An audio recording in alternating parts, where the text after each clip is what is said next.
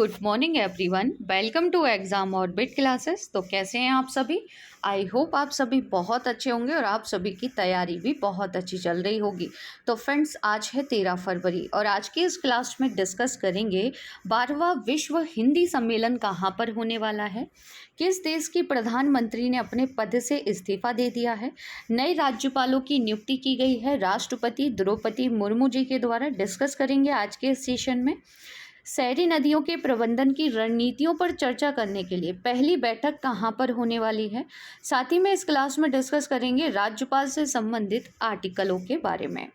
खेलो India youth games 2022 कौन रहा विजेता, राष्ट्रीय संस्कृति उत्सव 2023 कहाँ पर होने वाला है, तीसरी आसियान डिजिटल मंत्रियों की बैठक कहाँ पर हुई है, 11वीं भारत मंगोलिया संयुक्त कार्य समूह की जो बैठक है ये कहाँ पर हुई है, डिस्कस करेंगे। विश्व सरकार शिखर सम्मेलन 2023 जो कि 13 फरवरी को यह होने वाला है और ये कहाँ पर होगा। महिला एवं बाल विकास मंत्रालय के G20 अधिकार समूह की जो बैठक है ये कहाँ पर हुई है। साथ ही में क्लास के लास्ट में डिस्कस करेंगे टॉप 10 स्टैटिक जीके क्वेश्चन और आज का हमारा इसमें टॉपिक होगा इलेक्शन कमीशन, यानी कि भारतीय निर्वाचन आयोग से संबंधित टॉप 10 क्वेश्चन आज के सेशन में डिस्कस करेंगे। तो आप सभी को बता दें कि अगर आप किसी भी एग्जाम की तैयारी कर रहे हैं तो ये क्लास आप सभी के लिए बहुत ही महत्वपूर्ण रहने वाली है। क्लास स्टार्ट करने से पहले आप सभी के लिए एक सवाल है जिसका आंसर आप सभी को देना है कमेंट्स बॉक्स में। 12वां विश्व हिंदी सम्मेलन कहाँ पर होगा, फिजी, जापान, सिंगापुर या फिर भारत। इस सवाल का आंसर आपको मिलेगा क्लास के लास्ट में। तो चलिए सेशन को स्टार्ट करते हैं और आज का हमारा पहला सवाल है, राष्ट्रपति द्रौपदी मुर्मू जी ने कितने नए राज्यपालों की नियुक्ति की है। तो फ्रेंड्स याद रखेंगे 13 नए राज्यपालों की नियुक्ति की गई है और जिन राज्यों में राज्यपाल बदले गए हैं वो नाम भी हमारे लिए बहुत महत्वपूर्ण हो जाते हैं, तो एक एक करके डिस्कस करेंगे। तो सबसे पहले आप सभी याद रखेंगे कि जो महाराष्ट्र के राज्यपाल थे भगत सिंह कोश्यारी और लद्दाख के उपराज्यपाल राधा कृष्ण माथुर के जो इस्तीफे हैं वो राष्ट्रपति द्रौपदी मुर्मू जी ने स्वीकार कर लिए हैं। तो आप सभी याद रखेंगे कि राधा कृष्ण माथुर अब लद्दाख के उपराज्यपाल नहीं हैं और भगत सिंह कोश्यारी भी महाराष्ट्र के अब राज्यपाल नहीं हैं। डिस्कस करेंगे आगे नई नियुक्तियों के बारे में। तो केवल्य त्रिविक्रम याद रखेंगे इनका नाम याद रखेंगे और ये बने हैं अरुणाचल प्रदेश के नए राज्यपाल। सिक्किम के नए राज्यपाल कौन होंगे, लक्ष्मण प्रसाद आचार्य। झारखंड के नए राज्यपाल बने हैं सीपी राधाकृष्णन। श्री प्रताप शुक्ल कहाँ के राज्यपाल बनाए गए हैं, हिमाचल प्रदेश। एस अब्दुल नाजीर ये बने हैं आंध्र प्रदेश के नए राज्यपाल। असम के नए राज्यपाल बने हैं गुलाब चंद कटारिया। इसके अलावा याद रखेंगे कुछ वर्तमान राज्यपालों के राज्यों में किया गया बदलाव। तो देखिए, विश्वभूषण हरिचंद्र आंध्र प्रदेश के राज्यपाल को छत्तीसगढ़ के राज्यपाल के रूप में नियुक्त किया गया है। अनसुईया उइके ये पहले छत्तीसगढ़ की गवर्नर थी, अब ये होंगी मणिपुर की गवर्नर। मणिपुर के जो गवर्नर थे ला गरेसन, अब ये नागालैंड के नए गवर्नर होंगे, यानी कि नए राज्यपाल होंगे। इसके अलावा आपको याद रखना है फागू चौहान जो कि बिहार के राज्यपाल थे लेकिन अब ये मेघालय के राज्यपाल होंगे। हिमाचल प्रदेश के राज्यपाल राजेंद्र विश्वनाथ जो कि अब बिहार के नए राज्यपाल होंगे। रमेश बैस जो कि अब महाराष्ट्र के नए राज्यपाल होंगे। फ्रेंड्स याद रखेंगे, अभी बताया था मैंने कि जो भगत सिंह कोश्यारी हैं उन्होंने अपने पद से इस्तीफा दे दिया है और महाराष्ट्र के अब नए गवर्नर होंगे रमेश बैस। BD मिश्रा जो कि अरुणाचल प्रदेश के राज्यपाल थे, अब ये लद्दाख के उपराज्यपाल होंगे। ये नाम बहुत महत्वपूर्ण है, याद रखेंगे आप सभी। लद्दाख के अब नए उपराज्यपाल होंगे BD मिश्रा। अब आप मुझे बताएंगे कमेंट्स करके कि जम्मू कश्मीर के पहले उपराज्यपाल कौन थे। आगे डिस्कस कर लेते हैं कि जो गवर्नर होते हैं इनकी नियुक्ति कैसे की जाती है। तो देखिए, संविधान के आर्टिकल 153 में कहा गया है प्रत्येक राज्य के लिए एक राज्यपाल होगा। 155 क्या कहता है, तो 155 के अनुसार राज्य के राज्यपालों को राष्ट्रपति द्वारा अपने हस्ताक्षर और मोहर के तहत वारंट द्वारा नियुक्त किया जाएगा। अनुच्छेद 156 कहता है कि राज्यपाल राष्ट्रपति के प्रसाद पर्यंत पद धारण करेगा लेकिन उसका जो कार्यकाल है वो 5 वर्ष का होगा। अनुच्छेद 157 और 158 राज्यपाल की योग्यता और उसके कार्यकाल की शर्तों को निर्धारित करता है। इसके अलावा आप याद रखेंगे कि राज्यपाल को भारत का नागरिक होना चाहिए, ये तो आप सभी को पता होगा। 35 वर्ष की आयु पूरी होनी चाहिए। राज्यपाल को संसद या विधानमंडल का सदस्य नहीं होना चाहिए और किसी अन्य लाभ के पद पर भी नहीं होना चाहिए। राज्यपाल की स्थिति की परिकल्पना एक राजनीतिक प्रमुख के रूप में की गई है, जिसे राज्य के मंत्रिपरिषद की सलाह पर कार्य करना होता है। प्रमुख आर्टिकल याद रखेंगे। 153 कहता है राज्यों के राज्यपाल होंगे। 154 में कहा गया है कि राज्य की कार्यकारी शक्ति। 155 में राज्यपाल की नियुक्ति दी गई है। 156 राज्यपाल की पदावधि। 157 राज्यपाल के रूप में नियुक्ति के लिए योग्यताएं बताई गई हैं। 158 कहता है कि राज्यपाल के कार्यकाल की शर्तें और 159 कहता है राज्यपाल द्वारा शपथ एवं प्रतिज्ञान। आगे डिस्कस करेंगे। आर्टिकल 160 कहता है कि कुछ आकस्मिकताओं में राज्यपाल के कार्यों का निर्वहन। 161 में कहा गया है कि राज्यपाल की क्षमादार और अन्य शक्तियां। 162 कहता है कि राज्य की कार्यकारी शक्ति का विस्तार। आर्टिकल 163 कहता है कि राज्यपाल को सहायता और सलाह देने के लिए एक मंत्री परिषद होगी। तो फ्रेंड्स याद रखेंगे, राज्यपाल की नियुक्ति से संबंधित और जो भी आर्टिकल महत्वपूर्ण है वो हमने इसमें डिस्कस कर लिए। तो अगर आप लोग पहली बार चैनल पर विजिट कर रहे हैं तो चैनल को सब्सक्राइब कर लीजिएगा, साथ ही बेल आइकन दबाना बिल्कुल ना भूलें, जिससे आप सभी को जो क्लास का नोटिफिकेशन है वो सबसे पहले मिल जाएगा। इस क्लास की पीडीएफ टेलीग्राम चैनल पर बाद में आप सभी को मिल जाएगी। टेलीग्राम पर जाकर एग्जाम ऑर्बिट क्लासेस से लोगो आपको दिखाई देगा। टेलीग्राम चैनल आप सभी ज्वाइन कर सकते हैं। जितनी भी पीडीएफ होंगी या जो भी अपडेट होगा वो आप सभी को टेलीग्राम चैनल पर मिल जाएगा। अगला सवाल है कि खेलो इंडिया यूथ गेम्स 2022 कौन सा राज्य पहले स्थान पर रहा है। तो जैसा कि आप सभी जानते हैं, पिछली क्लासों में भी डिस्कस कर चुके हैं कि जो खेलो इंडिया यूथ गेम्स है इसकी मेज़बानी की है मध्य प्रदेश ने और विजेता रहा है महाराष्ट्र। महाराष्ट्र पहले स्थान पर है, दूसरे स्थान पर हरियाणा है और तीसरे स्थान पर रहा है मध्य प्रदेश। यानी कि जो सबसे ज़्यादा पदक हैं पदक तालिका में वो महाराष्ट्र है। महाराष्ट्र ने 56 गोल्ड जीते हैं, यानी कि 56 गोल्ड सहित 161 पदक जीतकर पदक तालिका में पहले स्थान पर है। दूसरे स्थान पर हरियाणा है और तीसरे स्थान पर रहा है मध्य प्रदेश। खेलो इंडिया यूथ गेम्स की बात की जाए तो 31 जनवरी से लेकर 11 फरवरी 2023 तक इनका आयोजन किया गया था। कहाँ पर? तो याद रखेंगे मध्य प्रदेश में। फ्रेंड्स ये पॉइंट हमारे लिए महत्वपूर्ण हो जाता है कि पहली बार पानी के खेल अर्थात कयाकिंग, कैनोई, कैनो सलाम और फेसिंग खेलो इंडिया गेम्स के इस संस्करण का हिस्सा थे। अब आपसे पूछा जा सकता है एग्जाम में कि खेलो इंडिया यूथ गेम्स में कौन से नए खेलों को जोड़ा गया था या खेले गए थे, है ना। इसका आयोजन राज्य के 8 अलग अलग शहरों में हुआ। भोपाल, इंदौर, जबलपुर, ग्वालियर, उज्जैन, महेश्वर, मंडला और बालाघाट। जिनका भी एमपी में पटवारी या पीएससी का पेपर है वो इस पॉइंट को अच्छे से याद कर लेंगे फ्रेंड्स, है ना। मेजबानी मध्य प्रदेश ने की है, तो आपसे पूछ सकता है कि किन इनमें से 4 शहर दे देगा, पूछेगा कि इनमें से किस शहर में आयोजित नहीं किए गए थे। इसके अलावा अन्य बात की जाए जो पिछले संस्करण हो चुके हैं, 2018 में होस्ट यानी कि कहाँ हुए थे, न्यू दिल्ली में, जबकि विनर रहा था हरियाणा और रनअप रहा था महाराष्ट्र। 2019 पुणे में हुए थे और विनर रहा था महाराष्ट्र। 2020 गुवाहाटी में हुए, महाराष्ट्र जीता था। 2021 पंचकूला यानी कि हरियाणा में हुए थे, इसमें हरियाणा ही विजेता रहा था।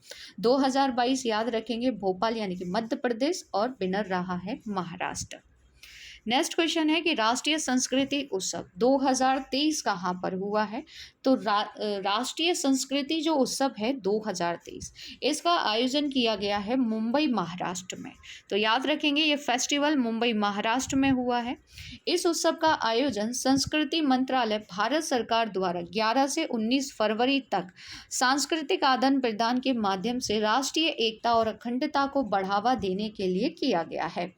साथ ही में याद रखेंगे कि 14 अप्रैल को विशेष पर्यटक बाबा साहब अम्बेडकर सर्टिक ट्रेन का उद्घाटन भी किया जाएगा।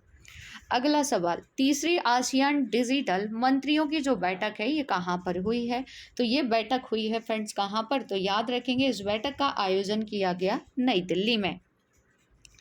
नई दिल्ली में यह बैठक आयोजित की गई और इस बार की इस बैठक की थीम थी synergy towards a sustainable digital future. अगला सवाल है कि 11वीं भारत मंगोलिया संयुक्त कार्य समूह की जो बैठक है ये कहाँ पर हुई है? तो भारत मंगोलिया संयुक्त कार्य समूह की बैठक भी नई दिल्ली में ही आयोजित की गई है। डिस्कस कर लेते हैं मंगोलिया के बारे में। तो यह उत्तर मध्य एशिया में स्थित एक देश है। इसकी राजधानी उलान बटार है। मुद्रा यहाँ की तुगरिक है और यहाँ के प्रेसिडेंट को कहते हैं उख नागिन खुरेल सुख, जो कि यहाँ के वर्तमान में राष्ट्रपति हैं। मंगोलिया की लोकेशन आप सभी देख सकते हैं, ये एक लैंडलॉक कंट्री है। इसके जस्ट ऊपर है रसिया और नीचे आपको देखने को मिलेगा चाइना। अब आप मुझे बताएंगे कि जो टकला मकान मरुस्थल है वो कहाँ पर है। नेक्स्ट क्वेश्चन है कि किस देश की प्रधानमंत्री नतालिया गब्रिलिता ने अपने पद से इस्तीफा दे दिया है? तो फ्रेंड्स ये मालडोवा की नई प्रधानमंत्री थी जिन्होंने अपने पद से इस्तीफा दे दिया है। अब हमारे लिए यहाँ पर महत्वपूर्ण हो जाता है मालडोवा। मालडोवा कहाँ पर आता है? तो याद रखेंगे यहाँ पर यूरोप महाद्वीप में आपको देखने को मिलेगा। यूक्रेन और रोमानिया के बीच में स्थित है मालडोवा। मालडोवा की राजधानी याद रखेंगे चिसिनाउ है। राष्ट्रपति यहाँ के माया संडू हैं वर्तमान में। आधिकारिक भाषा रोमानिया है और यहाँ की मुद्रा को मालडोवा ल्यू कहते हैं। नाम में मालडोवा लगा है तो इजीली आप सभी आंसर कर सकते हैं, लेकिन राजधानी याद रखेंगे, पूछी जा सकती है आप सभी से, है ना। अगला सवाल है कि शहरी नदियों के प्रबंधन की रणनीतियों पर चर्चा करने के लिए पहली बैठक कहाँ पर होगी? तो फ्रेंड्स शहरी जो नदियाँ हैं इनके प्रबंधन के लिए जो बैठक होने वाली है ये पुणे में होगी और ये पहली बैठक होगी, इसलिए सुर्खियों में बनी हुई है। अपनी तरह की ये पहली बैठक है और शहरी नदियों के प्रबंधन की रणनीतियों पर चर्चा करने के लिए 2 दिवसीय अंतर्राष्ट्रीय सम्मेलन धारा 2023 का आयोजन किया जाएगा। धारा का फुल फॉर्म क्या है? तो शहरी नदियों के लिए समग्र कार्रवाई इसका फुल फॉर्म है।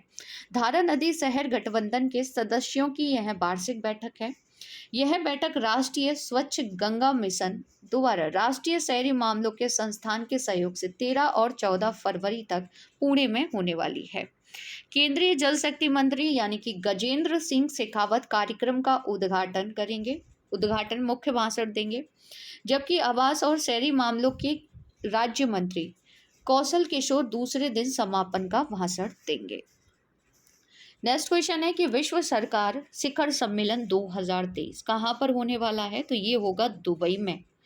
इसका आयोजन होगा दुबई में फ्रेंड्स और 13 फरवरी यानी कि आज से यह सम्मेलन शुरू होने वाला है।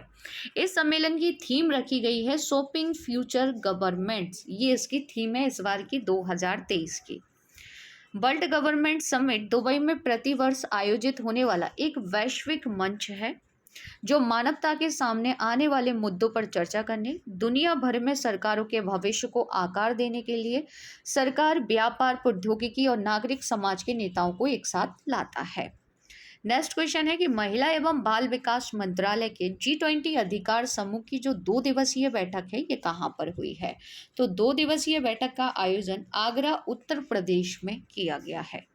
डिस्कस करेंगे इस बैठक के बारे में। तो बैठक का जो विषय है वो विभिन्न क्षेत्रों में महिला सशक्तिकरण, डिजिटल कौशल संवर्धन की भूमिका और भावी कौशल है।